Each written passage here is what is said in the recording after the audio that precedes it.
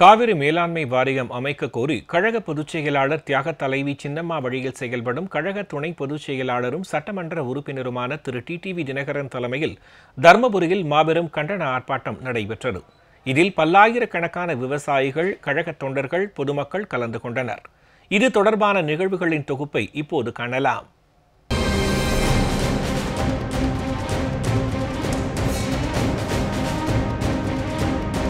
காவேரி மேலாண்மை வாரியம் மற்றும் காவேரி நீர் முறைப்படுத்தும் குழு ஆகியவற்றை அமைப்பதற்கான நடவடிக்கைகளை சட்டப்படி மேற்கொள்வேன்.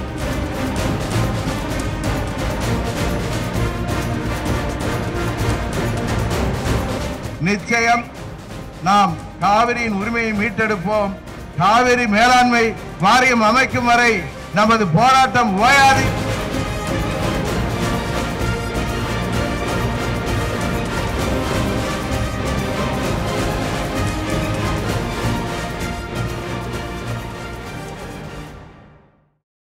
உச்சநீதிமன்ற உத்தரவுப்படி காவிரி மேலாண்மை வாரியம் அமைக்க தவறிய மத்திய மாநில அரசுகளை கண்டித்து பொதுச் செயலாளர் தியாகத்தலைவி சின்னம்மா தலைமையிலான அம்மா மக்கள் முன்னேற்றக் கழகம் சார்பில் தொடர் போராட்டங்கள் நடத்தப்பட்டு வருகின்றன. கடந்த மாதம் 25ஆம் தேதி தஞ்சாவூரில் கழக துணை பொதுச் செயலாளர் திரு டிடிவி தினகரன் தலைமையில் நடைபெற்ற உண்ணாவிரத போராட்டத்தில் கழக நிர்வாகிகள், தொண்டர்கள் மட்டுமின்றி விவசாய அமைப்புகளின் தலைவர்கள், விவசாயிகள் என பல்லாயிரக்கணக்கானோர் கலந்து கொண்டனர்.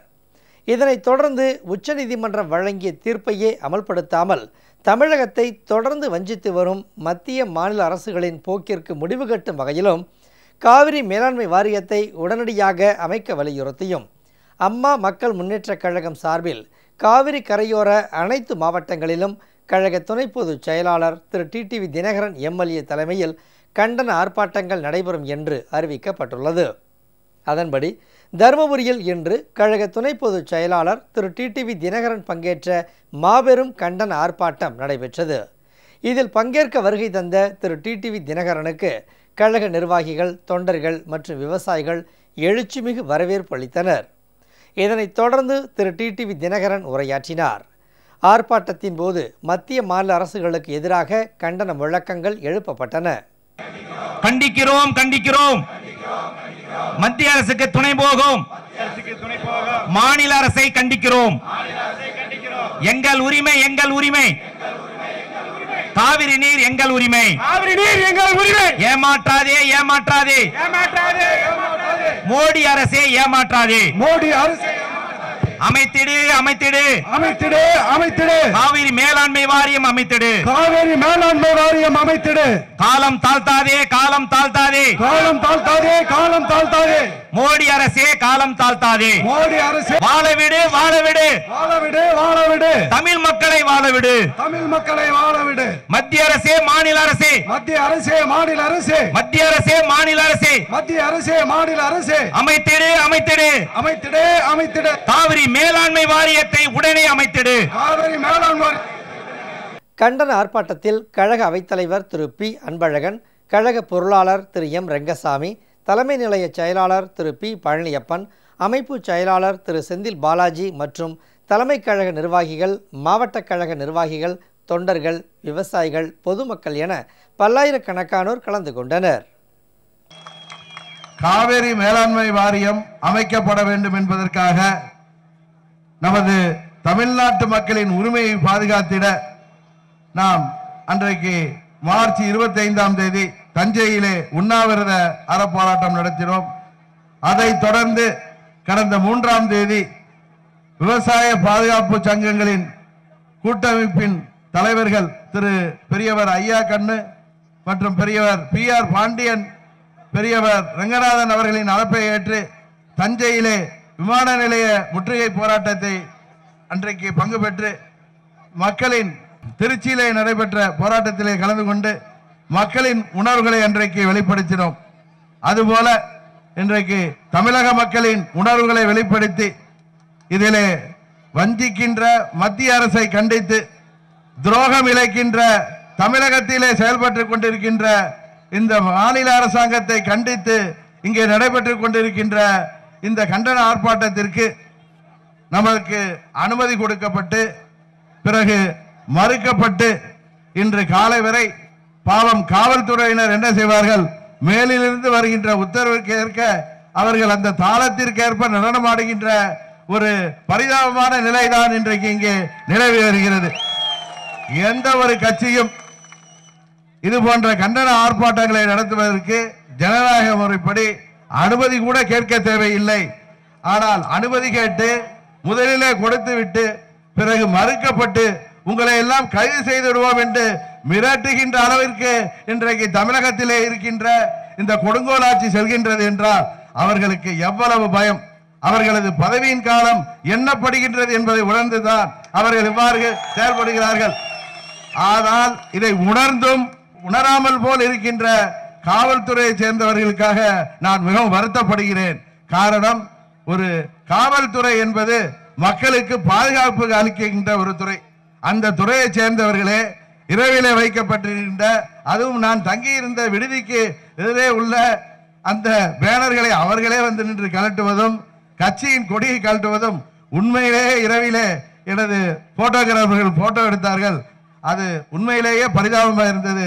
இன்றைக்கு தமிழகத்திலே காவல்துறையின் நிலை எவ்வளவு மோசமாக இருக்கிறது என்பது இது உண்மையிலேயே நமக்கு தலைகுனிவை ஏற்படுத்துகிறது. ஏனென்றால் புரட்சி தலைவர் அவர்கள் காலத்திலும் இதயதேவம் அம்மா அவர்கள் காலத்திலும் காவல்துறை எவ்வளவு நிமிர்ந்த நன்னடை போட்டார்கள், அவர்கள் எப்படி மக்களுக்காக உழைத்தார்கள் என்றதெல்லாம் போய் இன்றைக்கு அவர்கள் எவ்வாறு செயல்படுகிறார்கள் என்பதை தயவு செய்து அவர்கள் எண்ணி பார்க்க வேண்டும். காலம் இப்படியே சென்றுவிடும் என்று அவர்களுக்கு நிச்சயம் இது செல்லாது என்பது நன்றாக தெரியும். இருந்தாலும் ஏனென்று தெரியவில்லை, அவர்கள் இன்றைக்கு கெடுமதியாளர்களின் யோசனைப்படி இவ்வாறு நடந்து கொண்டிருக்கின்றார்கள். வருகின்ற வழியெல்லாம் இங்கே நமது கழக தொண்டர்களும் பொதுமக்களும் வருகின்ற வாகனங்கள் தடுத்து நிறுத்தப்பட்டன. ஏதோ இங்கே தீவிரவாதிகள் கூடியிருப்பது போல காவல்துறையினர் பல மாவட்டங்களிலிருந்து வரவழைக்கப்பட்டிருப்பதாக தெரிகிறது. இதிலிருந்தே ஒன்று அவர்களுக்கு தெரியும். ஏனென்றால் துறையினருக்கு மக்கள் மனதிலே உள்ளது, மக்களின் பல்ஸ் என்னவென்று நன்றாக தெரியும். தெரிந்தும் அவர்கள் இவ்வாறு செயல்படுவது நிச்சயம் அவர்கள் தங்களின் நடவடிக்கைகளால் காவல்துறைக்கு இன்றைய தினம் கருப்பு தினமாக தேர்ந்து கொண்டிருக்கிறது என்பதுதான் உண்மை. எந்த ஒரு கட்சியும் ஆர்ப்பாட்டம் நடத்துகிறார்கள், அதுவும் கண்டன ஆர்ப்பாட்டம் நடத்துகின்றவர்கள் யாரையும் இப்படி இதுபோல அவர்களை கசக்க பார்த்ததில்லை. ஆனால் எவ்வளவுக்கு அவ்வளவு இவர்கள் தொந்தரவு தருகிறார்களோ அவ்வளவுக்கு அவ்வளவு நமது தொண்டர்கள் வீறு கொண்டு வருகிறார்கள் என்பதுதான் உண்மை.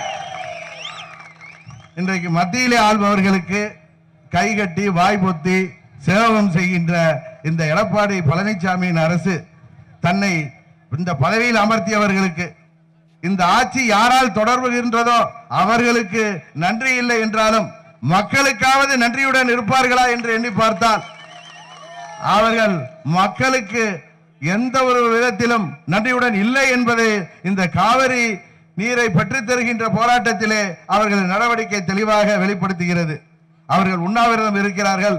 ஆனால் மத்திய அரசை வலியுறுத்தி உண்ணாவிரதம் இருப்பவர்கள் மத்திய அரசாங்கம் சுப்ரீம் கோர்ட் தீர்ப்பிலே குறிப்பிட்டுள்ளது போல காவிரி மேலாண்மை வாரியத்தை அமைத்திட வேண்டும் என்று ஒருவர் கூட அங்கே முதலமைச்சரோ துணை முதலமைச்சரோ மற்றும் அங்கே கூடியிருந்த எந்த ஒரு அமைச்சரும் தமிழகம் முழுவதும் உண்ணாவிரதம் இருந்தேன் என்பவர்கள் ஒருவர் கூட பேசவில்லை. காரணம், அவர்களுக்கு ஆட்சியில் இருந்தால் போதும், தமிழகம் பாலைவனமாக ஆனால் அவர்களுக்கு பரவாயில்லை. காரணம், அவர்கள் நிறைய பெரிய இடத்திலே இருக்கிறார்கள். வருங்காலத்திலே தமிழகத்திலே ஆட்சி இல்லை என்றால் வெளிநாடுகளிலே சென்று அவர்கள் தாங்கள் குடும்பத்தோடு சுவிட்சர்லாந்திலே செட்டில் ஆகிவிடலாம் என்று எண்ணுகிறார்கள் போல இருக்கிறது. காரணம், தமிழகத்திலே இந்த நிலை நீடித்தால், காவிரியிலே நீர் வருவது வஞ்சிக்கப்பட்டால், அதுபோல நமது டெல்டா மாவட்டங்களிலே மீத்தேன் திட்டம், ONGC திட்டங்கள், ஹைட்ரோ கார்பன் திட்டம் போன்றவை அனுமதிக்கப்பட்டால் வருங்காலத்திலே தமிழகம் சோமாலியாவாக மாறிடுகின்ற ஒரு நிலை இருக்கிறது என்பது எல்லோருக்கும் தெரிந்தும் அதனால்தான் மக்கள் அங்கே கூக்குரல் இடுகிறார்கள். டெல்டா விவசாய பகுதி மக்கள் மாத்திரமல்ல, காவிரியிலிருந்து குடிநீர் பெறுகின்ற அனைத்து மாவட்ட மக்களுமே இன்றைக்கு பதறி தவிக்கிறார்கள். இன்றைக்கு டெல்டா பகுதி விவசாயிகள் பாதிக்கப்படுவதால் தமிழகத்திலே உள்ள 8 கோடி மக்களும் இன்றைக்கு பதறி தவிக்கிறார்கள். ஆனால் இதையெல்லாம் காயிலே போட்டுக் கொள்ளாமல் மத்தியிலே ஆள்பவர்கள் கர்நாடகாவிலே தேர்தலிலே அவர்கள் வெற்றி பெற வேண்டும் என்பதற்காக இதை வேண்டுமென்றே வார்த்தை விளையாட்டிலே திட்டம் என்கிற பெயரை வைத்து விளையாடிக் கொண்டிருக்கிறார்கள். அவர்களது சதி திட்டம் நிச்சயம் தமிழகத்திலே முறியடிக்கப்படும். வருங்காலத்திலே எப்பொழுது தேர்தல் வந்தாலும் இன்று மத்தியிலே ஆட்சியாளராக இருப்பவர்களும் சரி, இன்றைக்கு தமிழகத்திலே ஆட்சியிலே ஒட்டிக்கொண்டு நித்திய கண்டம் பூரண ஆயுசாக தொடர்ந்து கொண்டிருப்பவர்களும் சரி, நிச்சயம் வருங்காலத்திலே தமிழக மக்களால் புறக்கணிக்கப்படுவார்கள். அவர்கள் தமிழக மக்கள் மன்னிக்க மாட்டார்கள் என்பதை வெளிப்படுத்துவதற்குத்தான் இத்தனை பெரிய கூட்டம் இங்கே கூடியிருக்கின்றது. இத்தனை அடக்குமுறைகளையும் மீறி இன்றைக்கு இவ்வளவு பெரிய கூட்டம் கூடியிருக்கின்றது என்றால் அம்மா மக்கள் முன்னேற்ற கழகத்திலே பெரியோர்களும் தாய்மார்களும் இளைஞர்களும் இளம் பெண்களும் நமக்கு ஆதரவாக இருக்கிறார்கள் என்றால் அதற்கு காரணம் இது நமது தருமபுரி மாவட்டம் மாத்திரமல்ல, சென்னையாக இருந்தாலும் சரி, திருச்சியாக இருந்தாலும் சரி, கடைக்கோடியிலே கன்னியாகுமரியாக இருந்தாலும் சரி, இதே நிலைதான். எங்கும் மக்களின் ஆதரவு நமக்கு பெருகி வருவதற்கு காரணம் அம்மா அவர்களின் ஆட்சியை தமிழகத்திலே அமைத்திட வேண்டும் என்றால் முதுகெலும்புள்ள அம்மாவின் தொண்டர்கள் நாம் தான் என்பதை மக்கள் உணர்ந்து வைத்திருக்கிறார்கள். வெறும் சின்னமும் கட்சியின் பெயரும் ஒரு இடத்தில் இருப்பதால் அதில் பிரயோஜனம் இல்லை என்பதை ஆர்கே நகர் தொகுதி மக்கள் அன்றைக்கு உலகத்திற்கு எடுத்து காட்டியிருக்கிறார்கள். கழகத்திற்கு உயிரும் ரத்தமும் சதையுமான தொண்டர்கள் அனைவரும் நம்மோடு இருக்கும் பொழுது வெறும் எலும்பு கூடு மாத்திரம் அங்கே இருக்கிறது என்பது எல்லோருக்கும் தெரியும். இந்த ஆட்சி இருக்கின்ற வரைதான் அந்த எலும்பு கூடும் இருக்கும். அதற்கு பிறகு அந்த எலும்பு மண்டையோடு மாத்திரம்தான் இருக்கும் என்பது எல்லோருக்கும் தெரியும். இன்றைக்கு தமிழகத்திற்கு அபாய சின்னமாக இருக்கின்ற இந்த ஆட்சி விரைவிலே முடிவுக்கு வரும். நிச்சயம் மக்கள் எதிர்பார்க்கின்ற அம்மா அவர்களின் ஆட்சி அம்மா மக்கள் முன்னேற்ற கழகத்தின் மூலம் தமிழகத்தில் ஏற்படும். நிச்சயம் நாம் காவிரியின் உரிமையை மீட்டெடுப்போம். காவிரி மேலாண்மை வாரியம் அமைக்கும் வரை நமது போராட்டம் ஓயாது என்பதை இந்த நேரத்திலே தெரிவித்துக் கொண்டு இங்கே கூடியிருக்கின்ற அனைவருக்கும் எனது நன்றியை கூறி விடைபெறுகின்றேன். நன்றி, வணக்கம். ஆக்சுவலா காவிரி தமிழ்நாட்டில் உங்களுக்கு நம்ம ஒகேனக்கல் வழியாக தான் வருது. தருமபுரி மாவட்டம், 10ஆம் தேதி சேலம் மாவட்டம், அடுத்தது நாமக்கல் மாவட்டம், ஈரோடு முடிந்து 12ஆம் தேதி ஈரோடு, 16 நாமக்கல், அதுக்கப்புறம் 18 கரூர், 20 திருச்சி, 23 தஞ்சாவூர், 25 திருவாரூர், 27 நாகப்பட்டினம் மாவட்டத்திற்காக மாயவரத்தில் முடிக்கிறோம். 27 வரைக்கும். நீங்க இங்க அது காரணம் நாங்க அவங்கள அரசாங்கத்தில் முதலமைச்சரா எடப்பாடியை உருவாக்கி இந்த ஆட்சியை தொடர்றதுக்கு பண்ணல, அதுக்கு நன்றி கடனா அதை செய்யறாங்க. அவங்க எனக்கு வெயில்ல கஷ்டப்பட வேணாம், நீங்க வீட்டில இருந்தே நீங்க பண்ணுங்க அப்படின்னு எனக்கு ரிக்வெஸ்ட் பண்ற மாதிரி அவங்க மிரட்டி பாக்குறாங்க. எங்களை கைது பண்ணிடுவாங்கிறாங்க. இதுக்கெல்லாம் பயப்படுவோமா நாங்க? இதுக்கெல்லாம் ஒரு மக்கள் போராட்டத்திற்கு அவர்கள் எந்த அளவு கீழ்த்தரமான அவருடைய சுவாபம் அவர்கள் இருக்குதுன்னு பாத்தீங்கன்னா, பர்மிஷனை நீங்க வச்சிங்கன்னு சொல்லிட்டு இவங்க முறையா லெட்டர் கொடுத்ததும் நேத்து வச்சிக்க சொல்லி நேத்து வரைக்கும் பர்மிஷன் கொடுத்துட்டு நேத்து மதியத்துக்கு மேல அதை இவங்களுக்கு போன் பண்ணி நான் கிளம்பி வந்துட்டு இருக்கேன், இதை இது கிடையாது, அனுமதி கிடையாது அப்படின்னு சொல்லிட்டு போலீஸை கொண்டாந்து நிறுத்திக்கிட்டு நைட்டெல்லாம் அங்க இவங்க ஒரு நாள் போராட்டத்தன்னைக்கு இதே மாதிரி ஒரு ஆர்ப்பாட்டத்தன்னைக்கு வைக்கிற பேனர் எல்லாம் எடுத்து கிழிச்சு கொடியெல்லாம் கிழிக்கிறாங்க. அதாவது அம்மாவின் படம் போட்டிருக்க கொடியே இந்த அரசாங்கம் இன்றைக்கு கிழிக்கிறார்கள் என்றால் அவர்கள் மனநிலை எப்படி இருக்கிறது என்பதை தெரியுங்க. இது ஒரு எடுபடி அரசாக இருக்குங்கிறது தான் உண்மை. இவங்க ஒரு அரசாங்கம் ஒரு முதுகெலும்புள்ள அரசாங்கமாக இல்ல, எடுபடியான அரசாங்கமாக இருப்பதனால இன்றைக்கு அம்மாவின் தொண்டர்களாகிய நாங்கள் தான் உண்மையான அம்மாவின் வழியிலே செயல்படுகிறோம். நாங்கள் தான் அம்மாவின் ஆட்சியை கொடுக்க முடியும் என்று தமிழ்நாட்டு மக்கள் எங்களை நம்பி செல்கின்ற இடங்களெல்லாம் எங்களுக்கு ஆதரவளிப்பதால் அதை கண்டு பயந்து கொண்டு எங்களை இவர்கள் இருட்டடிப்பு செய்யலாம் என்று நினைக்கிறார்கள். அது நிச்சயம் நடக்காது. இதுதான் புரட்சி தலைவருக்கு நடந்தது. அதையெல்லாம் மீறி அவர் வெற்றிகரமாக அரசியல் வானிலே ஜொலித்தார். அதுபோல புரட்சி தலைவி அம்மா அவர்களையும் செய்தார்கள். இன்றைக்கு அவர் வழியிலே வருகின்ற எங்களையும் செய்கிறார்கள். இதுவே நாங்கள் மக்கள் செல்வாக்கோடு இருக்கிறோம் என்பதற்கு உதாரணம். தமிழ்நாட்டைச் சேர்ந்த தமிழ்நாட்டில் இதுவரை பணியாற்றிய ஒரு பேராசிரியருக்கு கூட தகுதி இல்லையா? இந்த ஸ்டேட்ல பணியாற்றுறவங்களுக்கு தான் இங்க உள்ள கலாச்சாரம், மக்களின் மனநிலை, இதெல்லாம் மாணவர்கள் மனநிலைலாம் தெரியும். வேறு நாங்க இந்தியா முழுவதும் ஒரு நாடு எல்லாம் ஒத்துக்கிறோம். வேறு மாநிலத்திலேருந்து ஒருத்தரை கொண்டாந்து இங்க போடுற அளவுக்கு இங்க ஆள் இல்லையான்னு தான் கேட்கிறோம். இதுல உடனே அவங்க வேணுக்குன்னு நீங்க வந்து ஜாதி, மதம், இனம் அப்படிலாம் பேசி அதெல்லாம் கிடையாது. தமிழ்நாட்டில் உள்ள ஒரு யூனிவர்சிட்டிக்கு அது ஏற்கனவே அம்பேத்கர் சட்ட பல்கலைக்கழகத்துக்கு பூனாவிலேருந்து ஒருத்தரை கொண்டாந்து போட்டாங்க. அதே மாதிரி இன்னைக்கு வந்து கர்நாடகாலேருந்து வந்து போட்டிருக்காங்க. நாங்கள் கர்நாடகா வேற நாடுன்னு சொல்லலை, எல்லாம் இந்தியாவில் தான் இருக்கோம். பட் ஒருமைப்பாட்டிற்கு தீங்கு விளைக்கின்ற விதமாக நம்ம தமிழ்நாட்டில் உள்ள கல்வி வல்லுநர்களை அவமதிக்கின்ற விதமாக இங்கே யாருமே இல்லாத மாதிரி வேற எங்கேருந்து இம்போர்ட் பண்ற மாதிரி பண்றது தான் நல்லா இல்லை. அதை தான் தவறு. அதை கவர்னர் திருப்பி பெறணும். ஏன்னா இங்க உள்ள எடுபடி அரசாங்கம் இதெல்லாம் எதுக்குமா? அவங்க பாகிஸ்தான்ல இருந்து கொண்டாந்து போட்டா கூட இவங்க கம்முன்னு இருப்பாங்க. அதனால இவங்க அரசாங்கம்னு இங்க ஒண்ணு இருக்குன்னு நீங்க வேணா நம்பலாம், அதை மக்கள் நம்பல. அதனாலதான் இந்த காவிரி போராட்டத்தில் இவங்க ஒன்றும் செய்ய மாட்டாங்க, நீங்க எல்லாம் வந்து செயல்படுங்கன்னு சொல்லி தானே விவசாயிகள் எங்களை கோரிக்கை வைத்து தானே நாங்கள் எல்லாம் எல்லா கட்சிகளும் போராடுறாங்க. இதுதான் உண்மை. இங்க வந்து இருக்கிறது எடுபடி அரசாங்கம். இந்த அரசாங்கம் அதோடைய நாட்கள் முடிவு வரை ஆட்சியில் இருக்கணுங்கிறது அவங்களுடைய விருப்பம். அதாவது வேற வழி என்ன இருக்கு? ஜனநாயக முறையில தான் நம்ம போராட்டம். இந்த கண்டன ஆர்ப்பாட்டத்தையே மத்திய அரசாங்கத்துக்கு பயந்துகிட்டு அது நான் நடத்துற போராட்டம்னா இங்க உள்ள எடுபடி அரசு பயந்துகிட்டு இதை காவல்துறை விட்டு மறுப்பு தெரிவிக்கிறாங்க.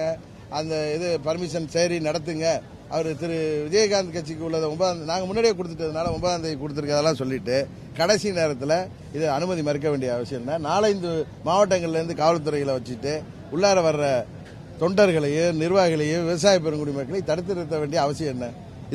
இதுக்கு தான் காவல்துறை பணியாற்றுதா? இங்க என்ன நாங்களாம் தீவிரவாதிகளா வந்து இங்க போராட்டம் நடத்துறோம்? நாங்கெல்லாம் அந்த தமிழ்நாட்டு மக்களுக்காக இங்க உள்ள ஒரு அம்மாவின் தொண்டர்கள் இங்க வந்து அறவழியில ஆர்ப்பாட்டம் நடத்துறோம். இதுதான் இவங்க பண்றது. ஜனநாயக விரோதமா மத்திய அரசாங்கம் நடக்கிறது என்பதுதான் உண்மை. கர்நாடகால கூட பிஜேபி வந்து போராடுறாங்க, காவேரி மேலாண்மை வாரியம் அமைக்கக்கூடாது. ஆனால் இங்க உள்ள பிஜேபி இதே மாதிரி தமிழகத்தில் உள்ள கட்சிகளின் போராட்டத்தை கேலியும் கிண்டலுமாக பேசுகிறார்கள். இவர்கள் நடிக்கிறார்கள், இவங்க ஆட்சியில் செய்யலாங்கிறாங்க. அவங்க இது எல்லா ஆட்சிகள்லயும் முயற்சி செஞ்சுதான் கடைசியா நீதிமன்றத்தில் அம்மா காலத்தில் போய் போராடிதான் இந்த சட்ட போராட்டம் ஒரு முடிவுக்கு வந்திருக்கு. நீதிமன்ற உத்தரவிலே கிளியரா இருக்கு. இந்த ஸ்கீம்ங்கிறதுக்கு அர்த்தம் என்னங்கிறது கிளியரா இருக்கு. இந்த ஸ்கீம்ங்கிறத காவிரி ட்ரிபியூனலோடைய அவார்டை வந்து இம்ப்ளிமெண்ட் பண்றது தான். அதுக்கு போய் கிளாரிபிகேஷன் கேட்க வேண்டிய அவசியமே இல்லை.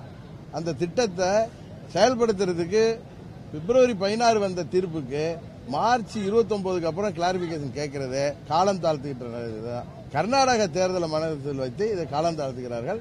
அதற்கு பின்பும் வாரியம் அமைக்கப்படுமா இல்லையா என்கிற கேள்விக்குறி தமிழக மக்கள் மனதிலே இருக்கிறது.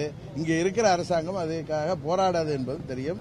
ஆமா, அவர் அப்படித்தானே சொல்லுவாரு. ஏன்னா காவிரி மேலாண்மை வாரியம் அமைத்து அவங்களுக்கு ஒரு கண்ட்ரோல் வரும். தமிழ் நாம என்ன கேட்கிறோம்? சுப்ரீம் கோர்ட் சொன்ன அந்த 177.25 டிஎம்சி தண்ணீர் நமக்கு பற்றவில்லை என்றாலும் அதையாவது முறையாக கொடுங்கள் தான் விவசாயிகள் கேட்கிறார்கள். தமிழ்நாட்டு விவசாயிகள் கிட்டத்தட்ட டெல்டா பகுதி மாத்திரம் இல்ல 12 மாவட்டங்களுக்கு இந்த குடிநீர் பிரச்சனையை தீர்க்கிற இந்த காவிரி தாயினுடைய இந்த நீரை அவர்கள் தர மறுக்கிறாங்க. அதனாலும் கொடுங்க, முறைப்படி கொடுங்க. அதுக்கு தானே மேனேஜ்மெண்ட் போர்டு கேட்கிறோம், ரெகுலேட்டரி அத்தாரிட்டி கேட்கிறோம், அதை ஒழுங்கா மானிட்டர் பண்ணி கொடுக்கறதுக்கு. அதை கூட முடியாது என்று இவர்கள் செய்கின்ற பொழுது நிச்சயம் மக்கள் இன்றைக்கு அமைதி போராட்டங்கள் இது எந்த திசை நோக்கி செல்லும் என்றே எங்களுக்கே தெரியவில்லை.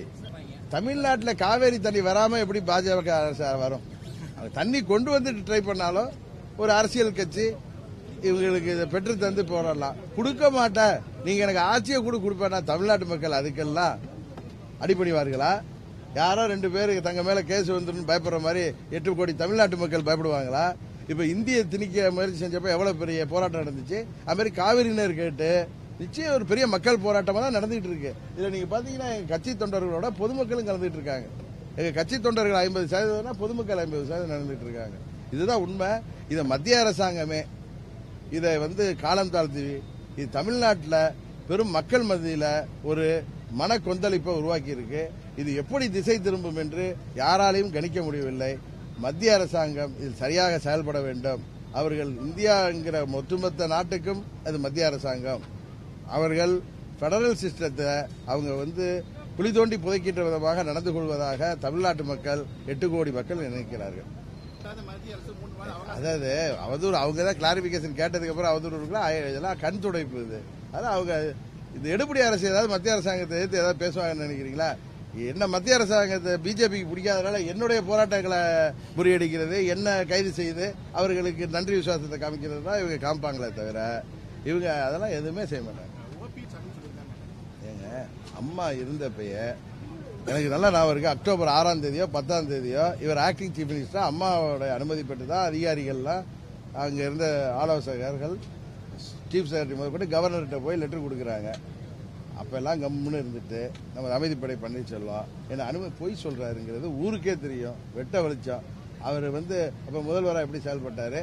அவங்க அறிக்கையிலேயே அம்மா அனுமதி இதுல அதே அப்போலோ ஹாஸ்பிட்டல் இருந்தப்ப காவேரி வழக்கு சம்பந்தமா எங்கள்கிட்ட எல்லாம் டிஸ்கஸ் பண்ணாங்க அப்படிங்கிறது அவங்க வாயிலே ஒத்துக்கிட்டு இருக்காங்க. இதெல்லாம் என்ன சொல்றது, அண்ட புழுகு ஆகாச புழுகு எல்லாம் தாண்டியது பன்னீர் புழுகுன்னு வந்துட்டு மக்கள் தெளிவாக இருக்கிறார்கள். அவர்கள் வருங்காலத்திலே அவர்களுக்கு தக்க பாடம் கிடைக்கும்.